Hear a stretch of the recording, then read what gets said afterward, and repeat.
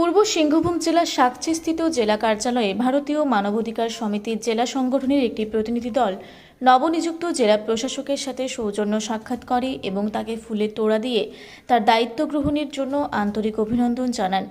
এই অনুষ্ঠানে সংগঠনের জেলা সভাপতি এস.এন. পাল জেলায় বিরাজমান বিভিন্ন জনসাধারণের সমস্যা সম্পর্কে একটি স্মারকলিপিও জমা দেন।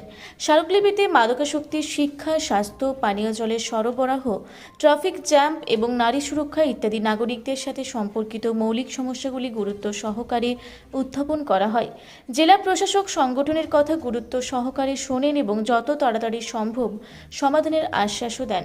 ভারতীয় মানবাধিকার সমিতি প্রশাসনের কাছ থেকে প্রত্যাশা ব্যক্ত করে যে জনস্বার্থ সম্পর্কিত বিষয়গুলিতে অগ্রাধিকার ভিত্তিতে কাজ করা হবে যাতে সাধারণ নাগরিকরা স্বস্তি পেতে পারেন।